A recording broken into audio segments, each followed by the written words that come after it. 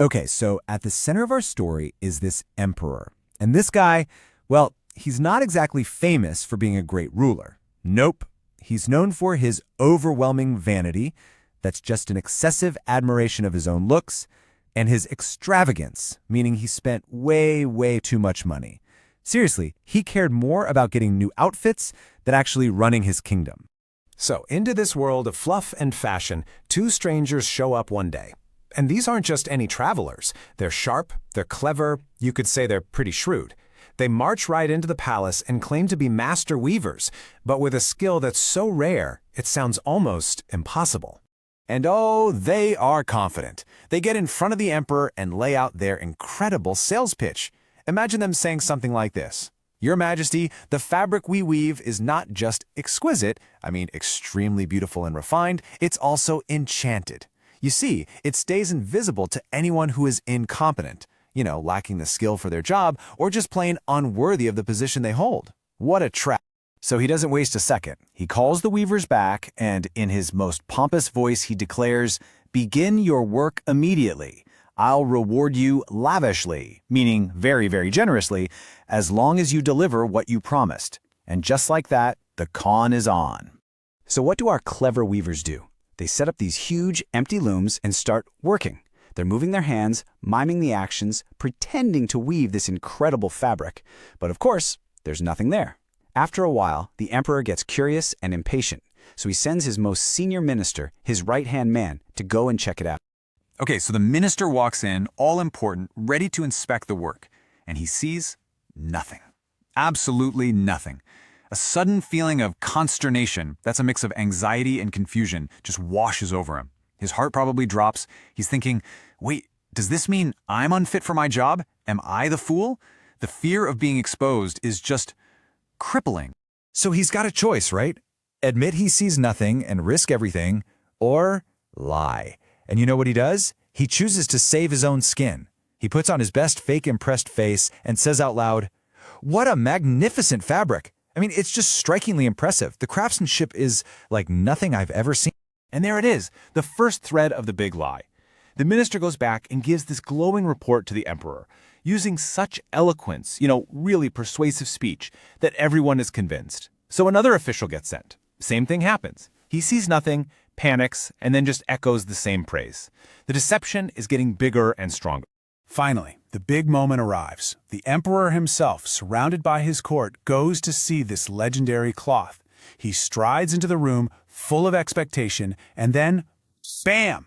A sharp pang of disbelief. A total inability to accept what he's seeing hits him, because, you guessed it, there is nothing there. Now the emperor is in the exact same trap he set for everyone else. Is he incompetent? Is he unworthy of being the emperor? His pride just can't handle it. So he does what everyone else did. He doubles down. In his loudest, most confident voice, he booms, "These garments are truly splendid, absolutely brilliant and impressive. They are worthy of my imperial dignity." And this is where things get really ridiculous. It's time for the great pretense. The weavers pretend to dress the emperor. They're adjusting imaginary sleeves, fastening buttons that aren't there, and the whole court just stands there watching. They all nod along in silent acquiescence, which is like a reluctant, fearful acceptance of the situation. Nobody says a word. So, the day of the big parade comes. The emperor marches through the streets, supposedly in his amazing new outfit. And the people in the crowd, they're just staring, totally confused. They can all see he's not wearing anything, but who's going to be the one to shout it? To be called unfit, or worse, disloyal? So just like the courtiers, they start praising the wonderful clothes they can't see. The whole city is caught up in this bizarre conspiracy of silence. Everyone knows the truth, but everyone is too afraid to say it. And then, cutting right through all that fear and tension, a single, clear voice, a child's voice. And all it says is the simple, obvious truth. But the emperor is wearing nothing at all.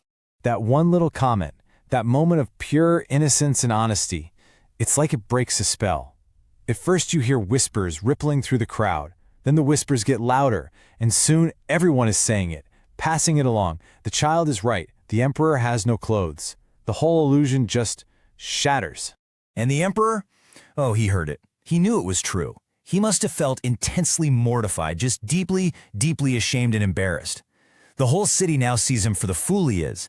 But his pride is just too strong. He can't admit it. So what does he do? He keeps walking. He holds his head up even higher and finishes the parade. And right behind him, his courtiers are following along, feeling just as foolish.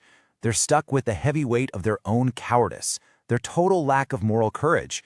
The whole charade, this huge, elaborate illusion, was completely dismantled by the one person who wasn't afraid to be honest, a child.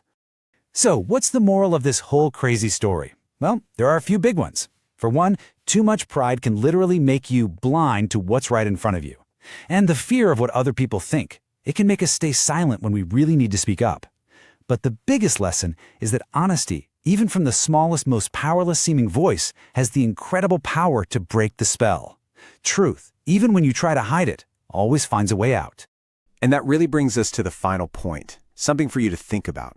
This isn't just some old fairy tale. It's about a human pattern that happens all the time, in offices and families, everywhere. So I'll just leave you with this question.